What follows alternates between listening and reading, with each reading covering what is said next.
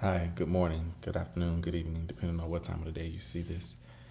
I just want to talk to you guys today really briefly on love and kindness and being humble as we are now approaching a new day, as we are now going into a new term, a new season. Presidential election is over with.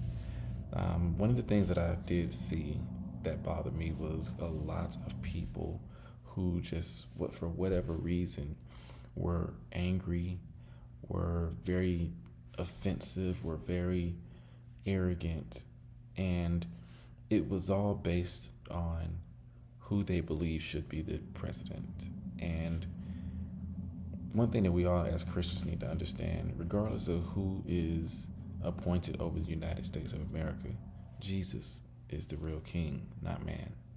And I feel as though a lot of times we get that mixed up, and it starts to show. It shows in our actions with each other.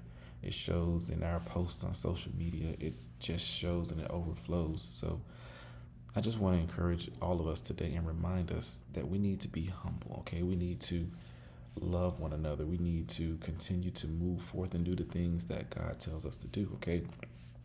And it says here in James chapter 4, verse 10, it says, "Humble yourselves in the sight of the Lord, and he shall lift you up." All right? The things that we need to think about is not man putting us up on this pedestal.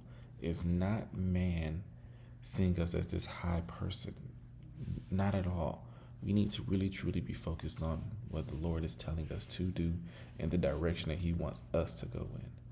So on today, I just really want each and every one of us to reflect back on what we've been doing over the past couple months leading up to this election, what we've been doing over the past couple months to better ourselves, what have we been doing the past couple months.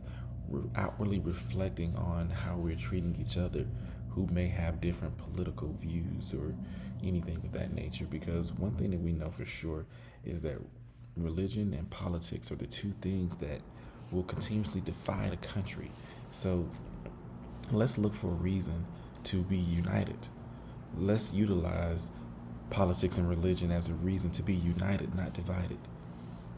And I want to challenge each and every one of you on today to do just that. Look forward to being reunited with your brother, with your sister, with your friends, with all of these people who ultimately belongs to Christ anyway. Let's look at being reunited with these people in a nice, great, humble way, because now that the election is over, there's no reason for any of that anyway. So now we just come together, continue to pray, move forward with the things that God has us doing, and we will see who ultimately gets the victory. Not who's ever sitting in the seat of the presidency, not who's sitting in Congress or the Senate or anything of that nature. It's only Jesus is the one that gets all the power and the glory. And for those of us that believe and trust in him, through him, you get the power as well. You get the power. You get these things that you want from him.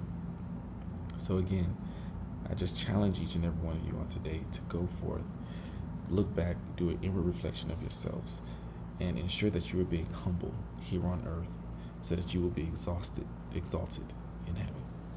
God bless.